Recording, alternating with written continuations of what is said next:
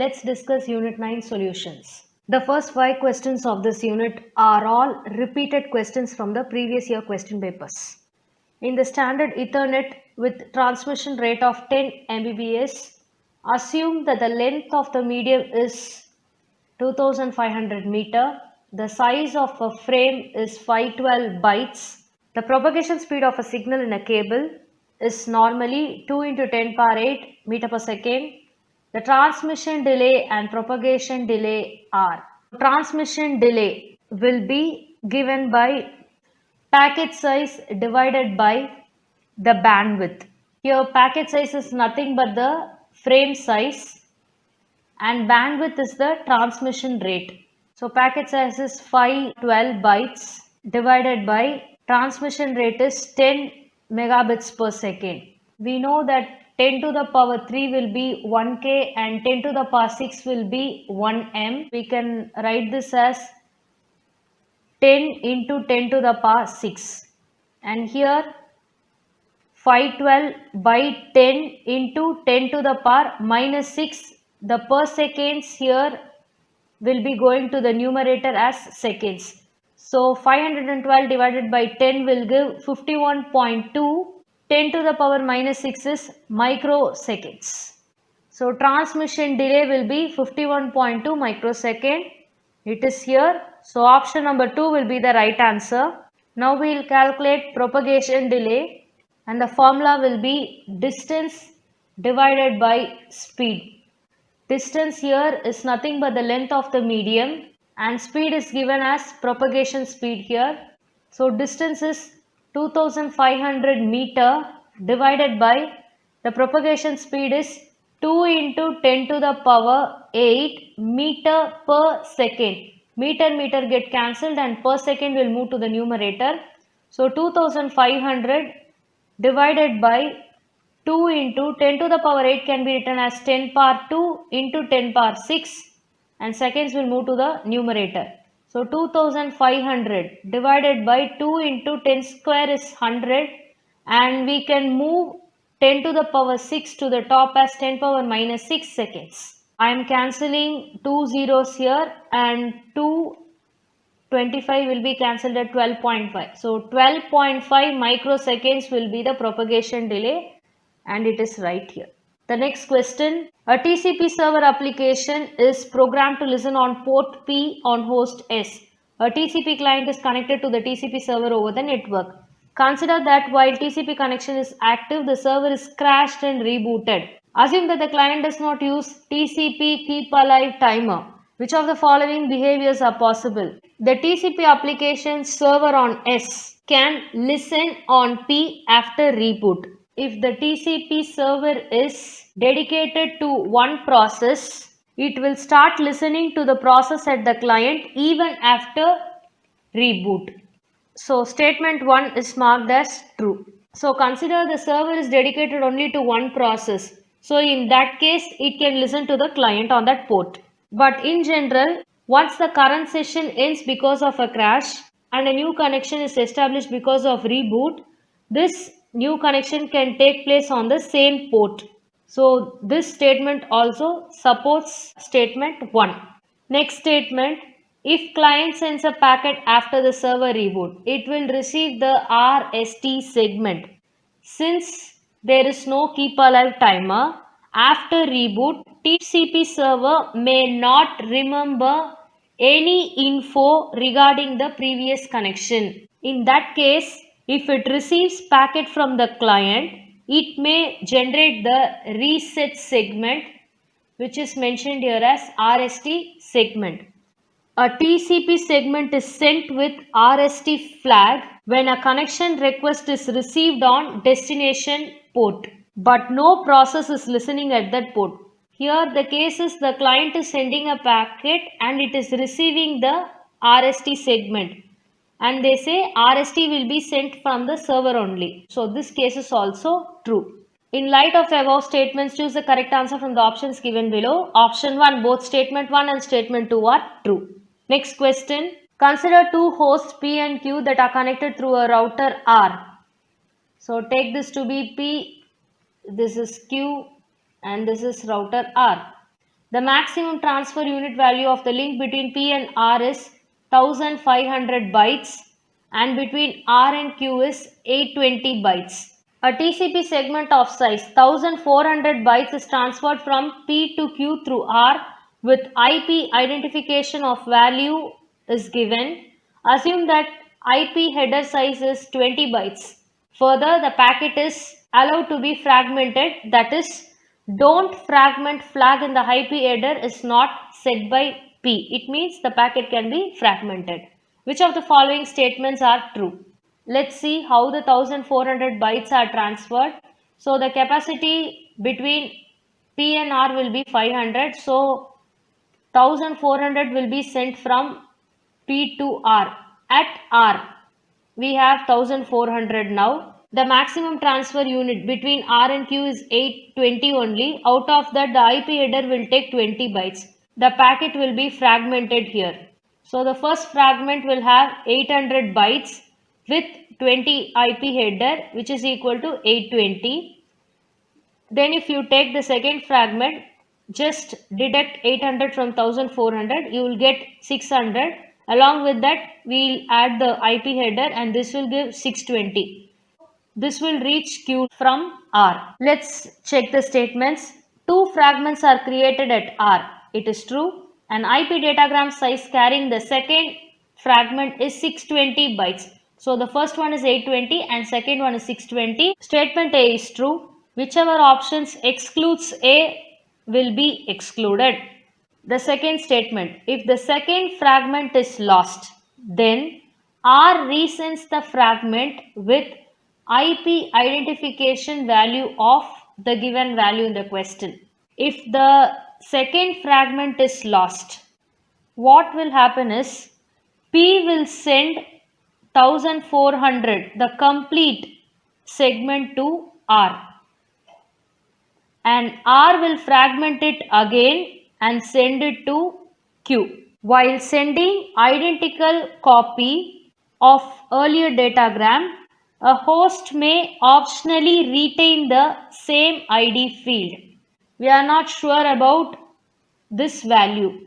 So in this case, we are marking B to be false. Next statement.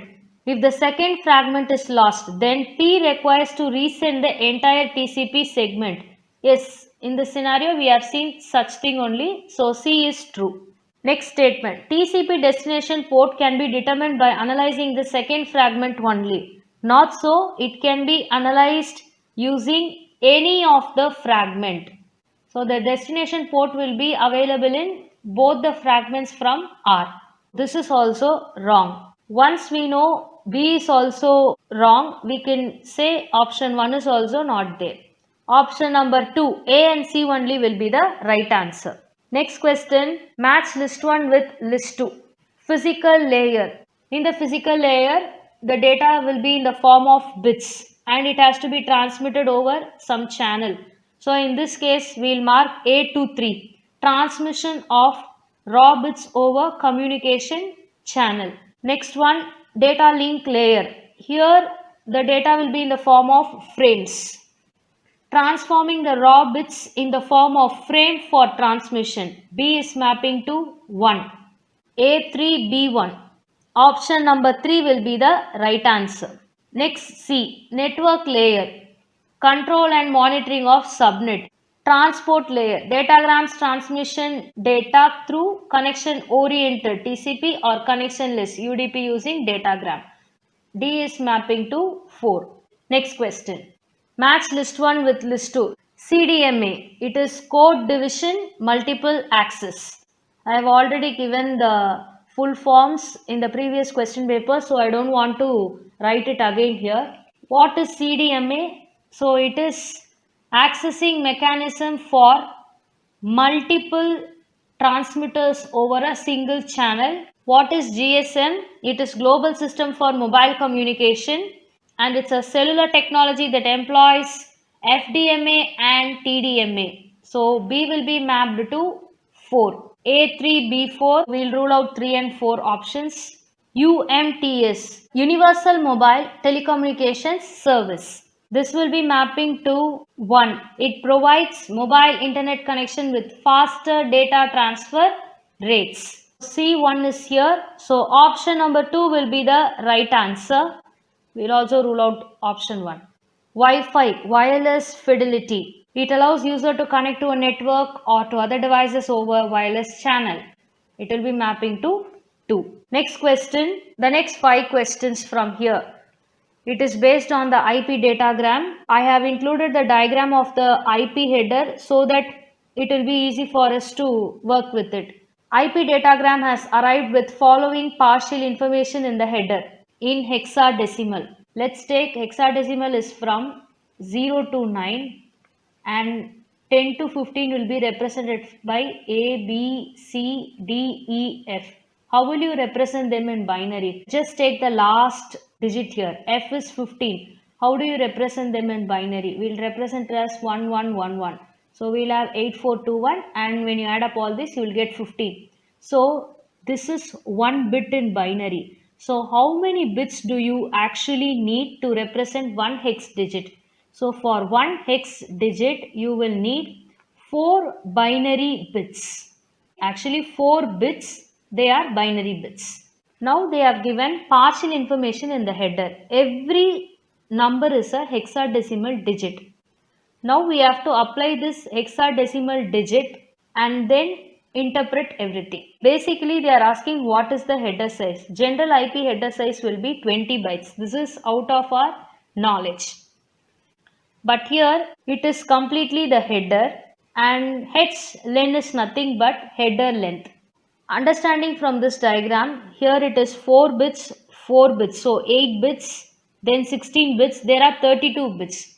32 bits will make 4 bytes. So 4 into 8. Okay. So this row is 4 bytes. This is again 16 plus 13 plus 1 plus 1. This is again 4 bytes. This 8, 8 and 16. This is again 4 bytes. Source is 4 bytes and destination is 4 bytes. Till here if I take, it is 20 bytes altogether. I have to add up all these and say it is 20 bytes. Because here it is optional from 0 to 40 bytes. So an IP header can range from 20 bytes to 60 bytes. But we have to derive it from the IP datagram. I have to allocate every digit of the hexadecimal form to this IP header. This is for our depiction. This is for our eyes, for the humans to understand. But this information is understood by the system using this code. The version is given by 4 bits. So how many bits make up one hex digit? 4 bits. So the first hex digit 4 will represent the version. Then we have len is equal to 4. It means the next digit will represent the len field. So 5 is the length of the header. That's why 1, 2, 3, 4, 5. 5 into 4 will give you 20 bytes. This is how we have to calculate the header size from the IP datagram information. Option number 2. 20 bytes will be the right answer.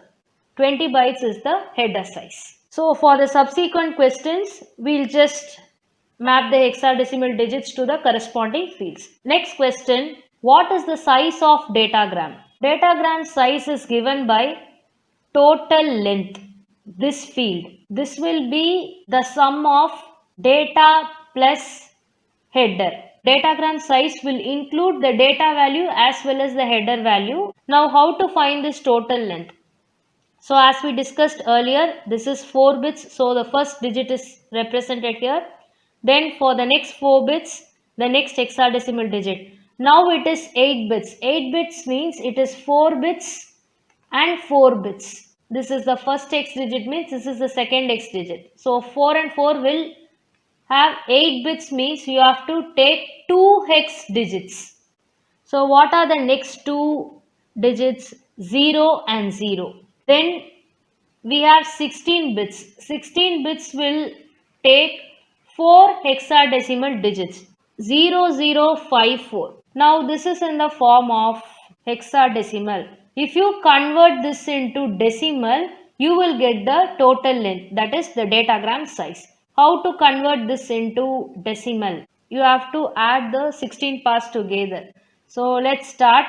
4 into 16 power 0 plus 5 into 16 power 1 plus 0 into 16 power 2 plus 0 into 16 power 3. Okay. So this first 2 will give 0, and this is 5 into 16 power 1 is 16, 5 into 16 is 80, 4 into 16 power 0 is 1, so 4 into 1 is 4.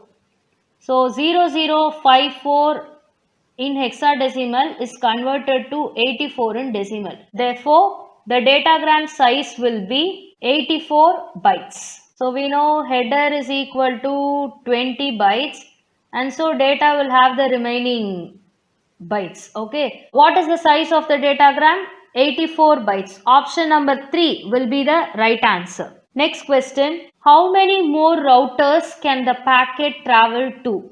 The time to live field will tell you about it. Let's interpret again. This is 4, this is 5, this is 00, and this is 0054. Next we have 16 bits. So we will mark 0003. The next 4 hexadecimal digits. So 16 bits is equal to 4 hex digits. And next we have 1 plus 1 plus 1 plus 13. All together we have 16 bits. So we can take 4 hexadecimal digit. 1, 2, 3, 4.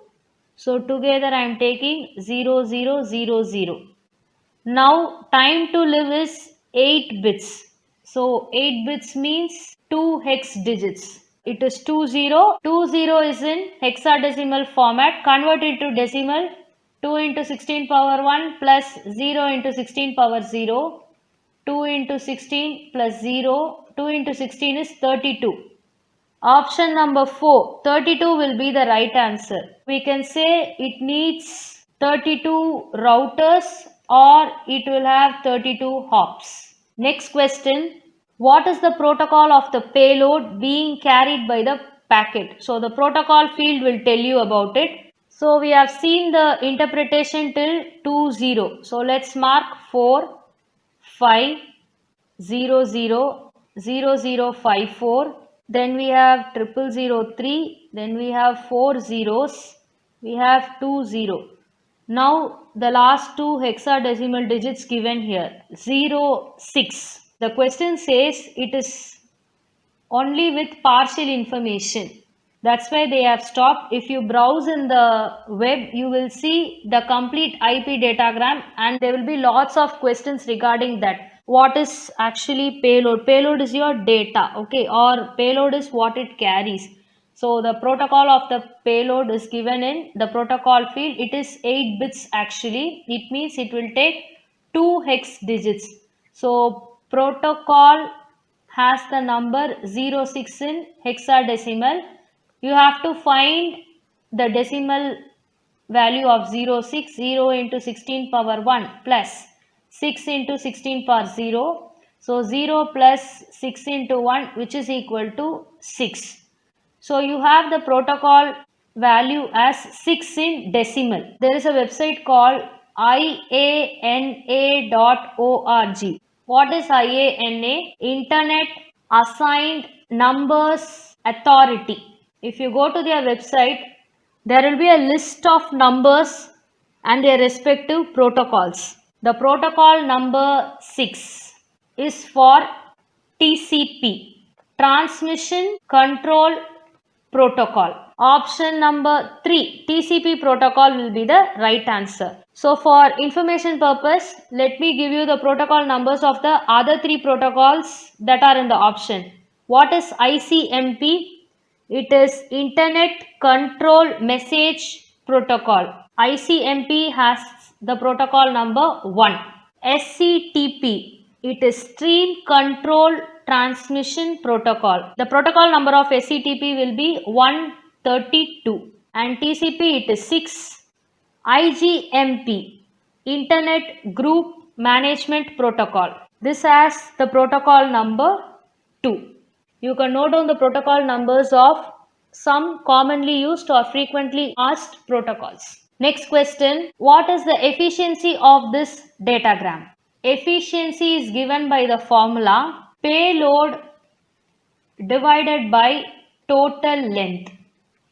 Payload is nothing but the size of the data, and total length is data plus header size. Already we have calculated the total length as 84 bytes, and from the first of these 5 questions we know the header size is equal to 20 bytes.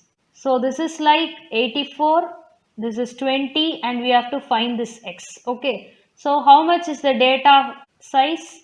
84 minus 20, data is equal to 64. This data size is the payload size. Now I should substitute 64 in place of payload, and I'll substitute 84 in the place of total length. So efficiency is equal to 64 by 84. 4 16s are 64 and 4 21s are 84. 16 by 21 will give me 0.7619. To convert into percentage, I am multiplying it by 100. Now this will give me 76.19%. Option number 1 will be the right answer. With this we are completing Unit 9 questions.